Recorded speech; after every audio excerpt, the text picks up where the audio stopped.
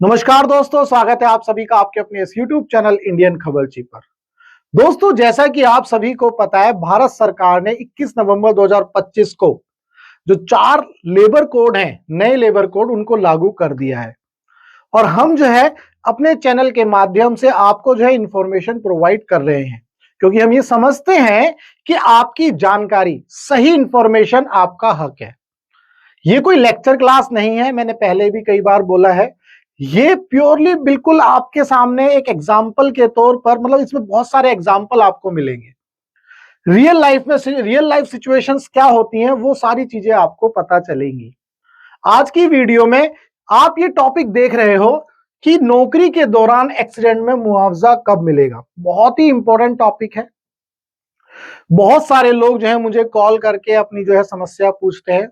आप चैनल पर जाना और चैनल पर विजिट करना। ESIC इन्फो के नाम से एक प्लेलिस्ट मिलेगी। उस प्लेलिस्ट में लगभग जो है 20-25 वीडियो हैं। पूरी की पूरी ESIC की सारी इंफॉर्मेशन मैंने जो है वहां पर दी हुई है। वहां पर अपना नंबर भी दिया हुआ है, तो जब लोग वीडियो देखते हैं, किसी को जब समस्या होती है, किसी का एक्सीडेंट हो जाता है, अब उसको क्लेम करना है, तो वो देखता है कि भाई क्लेम कैसे करना है, तब वो जो है ESIC की वीडियो देखता है। तो जो है भाई इस नाचीज की जो है वीडियो आपके सामने आ जाती है। फिर वो जो है मुझसे कॉल करके अपनी समस्या पूछता है, मैं उसको समाधान दे देता हूं। तो ये जो मुद्दा है ना, इसके ऊपर कई कॉल्स आए हुए हैं मेरे पास। मतलब ऐसा नहीं है कि ये जो है अभी आया है, पहले भी कई बार कॉल्स आए और मैं हर बार समस्या का समाधान, जैसा जिसकी समस्या है वैसा उसका समाधान। तो ये बहुत ही इंपॉर्टेंट टॉपिक है। जैसा कि मैंने पहले भी कई बार बोला है कि ये जो है लेक्चर क्लास नहीं है, ये बिल्कुल प्रैक्टिकल एग्जाम्पल के तहत जो है आपको समझाया जाएगा। क्योंकि मैं जानता हूं जो लोग मेरी वीडियो देख रहे हैं, वो हो सकता है अनस्किल्ड वर्कर हो, सेमी स्किल्ड वर्कर हो या स्किल्ड वर्कर हो। वो इतने पढ़े लिखे ना हो, जो कानून को जो चीजें दी गई हैं, कोड के अंदर जो चीजें दी गई हैं, वो उनको ना समझ पाए। इसीलिए मैं बहुत ही सिंपल भाषा में हर सेक्शन को एक्सप्लेन करने की कोशिश करता हूं, क्योंकि मैं जानता हूं कि सही जानकारी आपका हक है। अगर आपके पास सही जानकारी नहीं है तो कोई भी आपको बेवकूफ बना सकता है। तो चलिए वीडियो को स्टार्ट करते हैं। जैसा कि मैंने बोला है, नौकरी के दौरान एक्सीडेंट में मुआवजा कब मिलेगा, यानी कि कौन कौन से ऐसी कंडीशंस हैं जब अगर किसी का एक्सीडेंट हो जाता है, खुदा ना खास्ते, हम ऊपर वाले से दुआ करेंगे कि एक्सीडेंट ना हो, लेकिन अगर किसी का एक्सीडेंट हो जाता है तो उसको मुआवजा किस कंडीशन में मिलेगा। क्लियरली जो कोड है, सोशल सिक्योरिटी कोड, उसके अंदर ये सारी बातें करी गई हैं। तो चलिए शुरू करते हैं। सबसे पहला पॉइंट, कर्मचारी को मुआवजा तभी मिलेगा जब ये माना जाएगा कि हादसा उसकी नौकरी के कारण हुआ है या नौकरी करते समय हुआ है। यह सेक्शन यही तय करता है कि किन किन सिचुएशन में मान लिया जाएगा कि एक्सीडेंट नौकरी से जुड़ा है, ताकि कर्मचारी को बार बार यह साबित ना करना पड़े कि हाँ ये जॉब वाला एक्सीडेंट है। भैया आप नौकरी करते हैं और कई बार हादसा हो जाता है। यहां पर एक बहुत बड़ा चेंज है जो मैं आपको बताऊंगा इस वीडियो में, जो पहले नहीं था लेकिन इस बार इसमें कवर किया गया है। बहुत ही इंपॉर्टेंट, बताऊंगा उस पॉइंट को भी।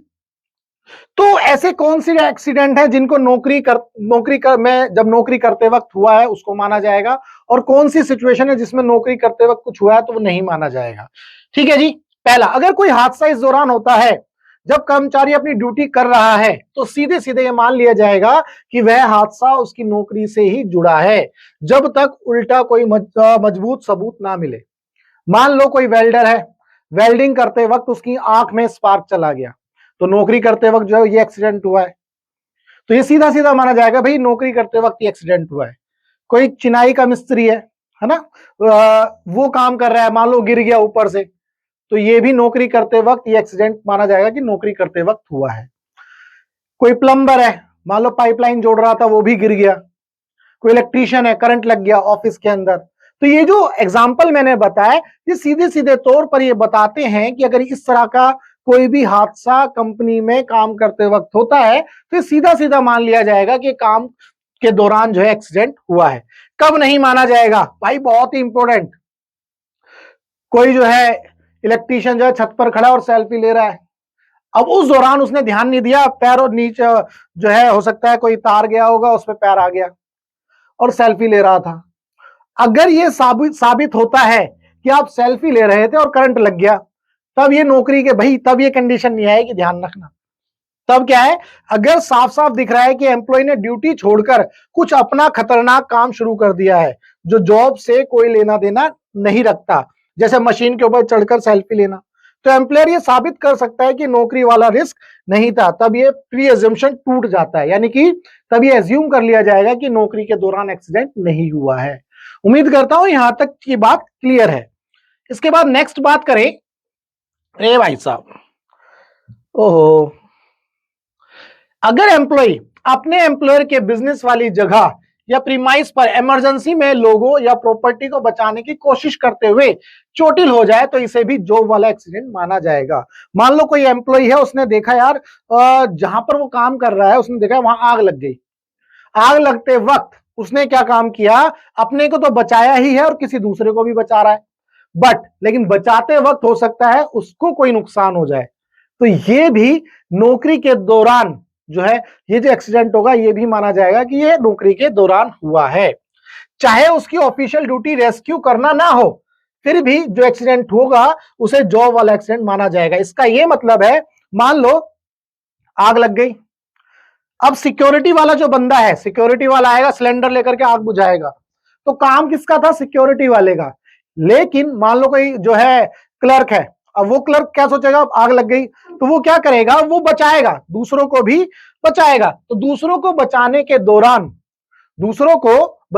दौरान वो हो सकता है उसको कोई नुकसान हो जाए, उसके साथ कोई हादसा हो जाए, तो ये नौकरी के दौरान वाला एक्सीडेंट माना जाएगा। उम्मीद करता हूं ये चीज समझ में आई। भाई काम तो सिक्योरिटी वाले का था आग बुझाने का, या फायर वाले बंदे का काम था जिसको आग बुझानी थी, लेकिन अब बुझा कौन रहा है आग, सिलेंडर लेकर के आग कौन बुझा रहा है, मान लो कोई जो है क्लर्क चला गया, कोई प्लम्बर चला गया, लेकिन उसका तो काम नहीं था, लेकिन उसने क्या काम किया, लोगों को बचाने के लिए जो है वो इमरजेंसी में कूद पड़ा लोगों को बचाने के लिए, लेकिन नुकसान उसको ही हो गया, तो ये भी नौकरी के दौरान वाला एक्सीडेंट माना जाएगा। कानून एम्प्लॉय को पनिश नहीं करना चाहता, प्रोटेक्ट करना चाहता है, ध्यान से समझना, जब वो गुड फेथ में दूसरों की जान या प्रॉपर्टी बचाने की कोशिश कर रहा है। अगर मान लो कहीं कोई कर्मचारी किसी कंपनी में काम कर रहा है और वहां पर आग लग जाए, तो इसका मतलब वो जब बचाएगा तो चीजों को बचाएगा। हमारे यहां पर क्या हुआ था, एक कपड़े वाले की दुकान थी भाई, कुछ ही समय पहले, आज से लगभग 1-2 साल पहले। अब वो क्या था, वो बाकी लोगों को बचा रहा था, सामान बचा रहा था, लोगों को बचा रहा था, वो बेचारा खुद मर गया। तो ऐसी सिचुएशन में खुद ही जल गया और खुद मर भी गया बेचारा, वो सिंगल आदमी मरा, बाकी बच गए।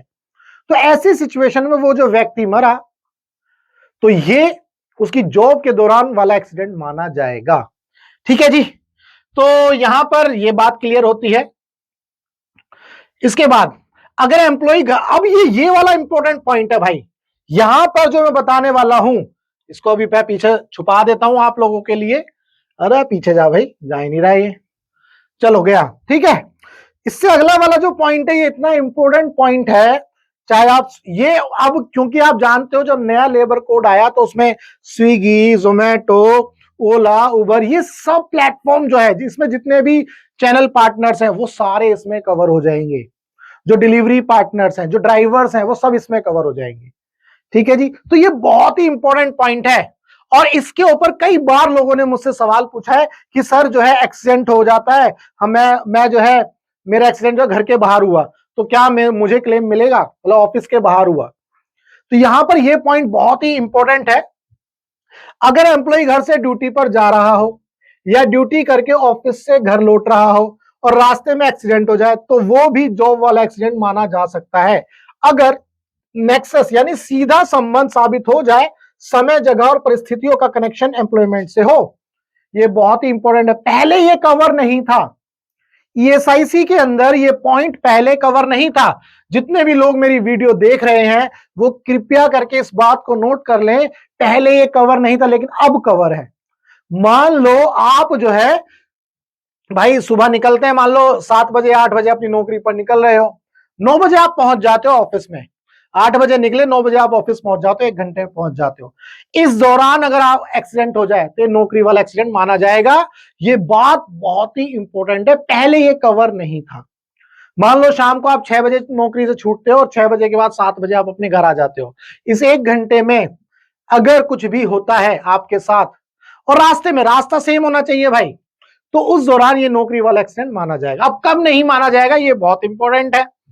सिर्फ घर से चला था, कहीं ना कहीं जॉब पर भी जाता हूं, काफी नहीं है। यह दिखाना पड़ेगा कि एक्सीडेंट उसी सफर के दौरान हुआ जो ड्यूटी की वजह से चल रहा था। यह बात इसको बहुत ही इंपॉर्टेंट और बहुत ध्यान से समझिएगा। मान लो भाई नौकरी से निकले, शाम को ड्यूटी खत्म हुई, सोचा यार दोस्तों के साथ आज पार्टी कर ली जाए, 2 पैग मार लिए जाए और जो है वहां पर जो है अड्डे पे जाकर के चिकन खाया जाए। तो भाई आप निकले, चले गए। ये एम्प्लॉयर ये चेक कर लेगा, यहां ऑफिस से निकल के आपके घर की दूरी इतनी है, तो मैक्सिमम 1 घंटा लगेगा। अब आप निकले दोस्तों के साथ पार्टी कर रहे हो, 6 बजे निकले और जो है भाई साहब खूब दारू चिकन खूब पिया, खाया पिया, मस्त मजे से पार्टी करी और आप जो है वहां से 10 बजे निकलते हो पार्टी करके। अब 10 बजे निकले और 10:30 बजे के बीच में आप घर पहुंचने मतलब आप घर पहुंचते हो, रास्ते में एक्सीडेंट हो जाता है। क्या ये नौकरी वाला एक्सीडेंट माना जाएगा? नहीं, क्योंकि एम्प्लॉयर ये साबित कर लेगा कि भाई तुम्हें 6 बजे यहां से निकलते तुम 7 बजे तक घर पहुंच जाने चाहिए थे। तुम भले ही रास्ते में हो लेकिन तुम टाइम पर नहीं पहुंचे, इसका मतलब तुम बीच में जो है मजे कर रहे थे। उम्मीद करता हूं ये चीज समझ में आ गई। यानी कि समय और स्थान दोनों चीजें जो है कंप्लीटली जो है मैच करनी चाहिए, समय और स्थान। बहुत सारी सिचुएशन ऐसी होती है, ऑफिस से निकले यार आज जो है दोस्त की बहन की शादी है, दोस्त के भाई की शादी है, बढ़िया से नाचेंगे मजे करेंगे डांस करेंगे। बहुत सारी सिचुएशन ऐसी होती है, मौसम भी चल रहा है शादी होगा, तो आप निकलते हो भाई साहब जो है और रास्ते में जो है शादी अटेंड करते हो, दारू वारू पीते हो मजे से और जो है खूब एंजॉय करते हो। अब रात को जो अपने घर आ रहे हो, रास्ते में कोई हादसा हो जाए, खुदा ना करे हो जाए, क्या ये नौकरी वाला एक्सीडेंट माना जाएगा? नहीं भाई, क्योंकि आपका रास्ता डाइवर्ट हो गया यार। जब रास्ता डाइवर्ट हुआ तो एक्सीडेंट भी जो है नौकरी वाला नहीं माना जाएगा। उम्मीद करता हूं ये 2 एग्जांपल से आपको ये तो पता चल गया कि समय और स्थान दोनों जरूरी है, समय और स्थान दोनों जरूरी है। नेक्स्ट, अरे भाई साहब इतनी जल्दी कहां है? अरे हाँ उधर जाएगा ये, हाँ उधर से हो रहा है। कंडीशन नेक्स्ट, मतलब नेक्स्ट जो है इसमें उम्मीद करता हूं ये चीज समझ में आई।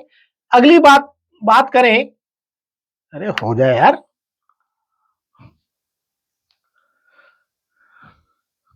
चलो कंडीशन, एम्प्लॉय अपने एम्प्लॉयर की एक्सप्रेस या इंप्लाइड परमिशन से किसी व्हीकल में बैठकर ऑफिस आ जा रहा है। मान लो कई बार ऐसी सिचुएशन होती है कि एम्प्लॉयर बोलता है भाई साहब उस गाड़ी में आ जाना, उस दौरान एक्सीडेंट हो जाए उसी गाड़ी में, तो वो एक्सीडेंट जो है नौकरी वाला माना जाएगा। पहली चीज, ठीक है, क्योंकि एम्प्लॉयर ने बोल दिया कि उस गाड़ी से आ जाना और उसी गाड़ी का एक्सीडेंट हो गया, तो ये ऑफिस के दौरान जो है एक्सीडेंट हुआ, तो एक्सीडेंट जो है ऑफिस के दौरान वाला माना जाएगा, तो आपको क्लेम भी मिलेगा। अब मान लो बस चलती है, आपकी कंपनी की जो है बस चलती है, लेकिन कंपनी का कोई जिम्मेदारी नहीं उस बस की। बहुत सारी दिल्ली में ऐसी कंपनियां हैं जिनकी बस चलती है, मतलब वो एक सिंगल रूट से पूरा होते होते होते जो आपकी कंपनी में पहुंचती है, लेकिन वो कंपनी वाले नहीं बोल रहे कि आप उस बस में आओ। ध्यान से समझिएगा इस बात को, कंपनी वाले नहीं बोल रहे आप उस बस में आओ, लेकिन उस दौरान वो बस से कोई हादसा हो जाता है, तो ये वाला जो केस है ये भी जो है इसी सिचुएशन में आएगा। ये भी कंपनी के दौरान वाला जो है यानी कि जॉब के दौरान वाला एक्सीडेंट माना जाएगा। ठीक है, उस पर ये ऑब्लिगेशन नहीं भी हो सकता कि तुम्हें इसी गाड़ी से आना है, फिर भी अगर वो इसमें बैठा हुआ है और एक्सीडेंट हो जाए तो इसे जॉब वाला एक्सीडेंट माना जाएगा, अगर 2 शर्तें पूरी हो। कौन सी 2 शर्तें? ये बहुत इंपॉर्टेंट है। अगर मान लो कानून ये कहता है तुम्हें इसी गाड़ी से आना ही पड़ेगा, तो उस हालत में इसे जॉब वाला एक्सीडेंट माना जा सकता है। भाई सरकार भाई जो जहां पर नौकरी करते उसने बोला इसी गाड़ी से आना है भाई, तो ये नौकरी वाला एक्सीडेंट माना जाएगा, जॉब वाला एक्सीडेंट माना जाएगा। बहुत सारे लोग साइट पर काम करते हैं, रहते कहीं और है, तो एम्प्लॉयर क्या करता है जितने भी साइट के कर्मचारी हैं उनके लिए गाड़ी भेज देता है होटल में या जहां भी वो रह रहे हैं, तो गाड़ी जाती है साइट पर लेकर के जाती है, उस दौरान जो एक्सीडेंट हो जाए, तो ये भी जॉब वाला एक्सीडेंट माना जाएगा। उम्मीद करता हूं ये सारी बातें जो है समझ में आ रही हैं। तो इसके बाद आगे एक्सीडेंट के समय, अच्छा पहली कंडीशन तो ये थी जॉब वाला एक्सीडेंट कब माना जाएगा। दूसरी, एक्सीडेंट के समय वो व्हीकल एम्प्लॉयर खुद चला रहा, एम्प्लॉय खुद चला रहा हो, एम्प्लॉयर यानी कि एम्प्लॉयर खुद चला रहा है, यानी कि एम्प्लॉयर का कोई ड्राइवर हो वो चला रहा हो, ये बात बहुत ही इंपॉर्टेंट है। या एम्प्लॉयर के कहने या अरेंजमेंट पर कोई और चला रहा हो। ये मैंने वही वाला एग्जांपल लिया है, मान लो साइट पर काम कर रहे हैं तो एम्प्लॉयर ने बोला भाई उस गाड़ी से आ जाना, और उस गाड़ी का एक्सीडेंट हो जाए तो जॉब वाला एक्सीडेंट माना जाएगा। और वह पब्लिक ट्रांसपोर्ट सर्विस ना हो, यानी कि मान लो आप डीटीसी बस में चल पड़े और डीटीसी बस का एक्सीडेंट हो जाए तो ये इसमें कवर नहीं होगा। ये बहुत ही इंपॉर्टेंट है, ठीक है जी। यानी कि सिटी बस, मेट्रो, मान लो दिल्ली मेट्रो या यूपी मेट्रो, नोएडा मेट्रो, जो भी मेट्रो है उस मेट्रो में चले गए और मेट्रो का जो है भाई साहब कुछ हो गया कांड, तो ये जो है जॉब वाला एक्सीडेंट नहीं माना जाएगा। इसके बाद मतलब सिर्फ रोड वाली गाड़ी नहीं, इसमें जो है आगे भी लिखा है ये जो हम बात करें सेक्शन 34 सोशल सिक्योरिटी कोड की बात कर रहे हैं भाई साहब। शुरू में मैंने नहीं बताया था लेकिन अब बता रहा हूं। सेक्शन 34 में ये बात जरूर लिखी है कि सिर्फ रोड वाला एक्सीडेंट नहीं, पानी के जहाज और हवाई जहाज भी जो है जॉब वाले एक्सीडेंट माने जाएंगे। मान लो आप टूर पर जा रहे हो, कंपनी ने आपको टूर पर भेजा है हवाई जहाज बुक करके, और हवाई जहाज के साथ कुछ हादसा हो जाए तो ये जॉब वाला एक्सीडेंट माना जाएगा। आपने ओएनजीसी में देखा होगा, ओएनजीसी के एम्प्लॉय को जो है भाई साहब हेलीकॉप्टर में ले जा करके वो जो है समुद्र के अंदर ले जाते हैं, वहां पर जो है ऑयलिंग होती है, क्या बोलते हैं, ड्रिलिंग होती है, ऑयल निकालते हैं, ऑयल रिग्स होती है उसमें। मान लो कोई किसी कॉन्ट्रैक्टर एम्प्लॉय को या किसी को भी वहां ले गए तो ये भी जॉब वाला एक्सीडेंट हो जाएगा, जॉब वाला एक्सीडेंट माना जाएगा अगर मान लो हेलीकॉप्टर बीच में ही उड़ जाए। भाई मैं ऐसी दुआ करूंगा ये सब ना हो, लेकिन क्या करें, ऐसी सिचुएशन, ऐसी अनहोनी हो सकती है और आपका जागरूक होना बहुत जरूरी है। अगर आप जागरूक नहीं है तो भैया कुछ नहीं हो सकता। तो दोस्तों ये था सेक्शन नंबर 34, जिसमें ये बताया गया है कि कौन कौन सी कंडीशंस हैं जिसमें आपको जॉब वाला एक्सीडेंट माना जाएगा और कब कब आपको क्लेम मिल सकता है। अब यहां पर आपके लिए बिल्कुल बोनस, ये बहुत जरूरी है आपके लिए समझना। मैं यहां पर जो है दो तीन बातें आपके लिए बोलना चाहूंगा। बाई चांस आपका एक्सीडेंट हो जाता है, मान लो आप ईएसआईसी में कवर होते हो और एक्सीडेंट हो जाता है, तो ये पहली बात अपने दिमाग में फिट कर लो, आपका एक्सीडेंट हो गया, आप मूर्छित पड़े हो, आप बेहोश पड़े हो, आपके फैमिली वालों को ये पता होना चाहिए 24 घंटे के अंदर ईएसआईसी में इन्फॉर्म करना है। ये पहला पॉइंट याद रखना है। अगर एक्सीडेंट बाहर हुआ है, अगर एक्सीडेंट ऑफिस के बाहर हुआ है तो आपको, अगर मान लो आप होश में हो तो आपको 24 घंटे के भीतर ईएसआईसी में इन्फॉर्म करना है। अगर आप बेहोश हो, आपको होश नहीं है, तो आपको आपकी फैमिली वालों को ये जो है इंफॉर्मेशन जो है कहां पर देनी है, ईएसआईसी में देनी है, चिट्ठी देनी है, कुछ एप्लीकेशन लगा करके देनी है कि भैया फला फला आईपी नंबर का ये आदमी है, इसका ये एक्सीडेंट हो गया, यहाँ एडमिट है। ये इंफॉर्मेशन देनी है। ये पहली पॉइंट जो है आपको याद रखना है। दूसरा, अगर एक्सीडेंट ऑफिस के अंदर होता है, 24 घंटे के अंदर एक्सीडेंट रिपोर्ट जो है बनेगी, एम्प्लॉयर आपका एक्सीडेंट रिपोर्ट बनाएगा, वो जो है आपके जो एम्प्लॉयर है वो जो है वो सबमिट करेगा ईएसआईसी के अंदर, तभी आपको क्लेम मिलेगा। ये दो बातें अपने दिमाग में बिल्कुल फिट कर लो। अगर आपने ये दिमाग में फिट नहीं करी तो आपके साथ धोखा हो सकता है, आपका हो सकता है बहुत सारा पैसा लग जाए और आपको क्लेम भी ना मिले। तो उम्मीद करता हूं ये सारी बातें जो मैंने आपको बताई बिल्कुल प्रैक्टिकल सिचुएशन से बताई है। ये कोई पढ़ने वाली क्लास नहीं थी, पढ़ाने वाली क्लास नहीं थी। मैं जानता हूं मेरे जितने भी व्यूअर्स हैं जो इस वीडियो को देख रहे हैं वो कहीं ना कहीं अनस्किल्ड वर्कर होगा, सेमी स्किल्ड हो सकता है, 10th पास हो, 8th पास हो, 5th क्लास पास हो। उन लोगों के लिए बिल्कुल हिंदी भाषा में, सिंपल भाषा में ये वीडियो बनाई जा रही है ताकि आप सारी चीजों को अच्छे से समझ पाओ, अपने हक को समझ पाओ, क्योंकि मैं जानता हूं सही जानकारी आपका हक है। दोस्तों वीडियो अच्छी लगी हो तो वीडियो को लाइक करना और चैनल को सब्सक्राइब करना मत भूलना। मिलेंगे अपनी नेक्स्ट वीडियो में।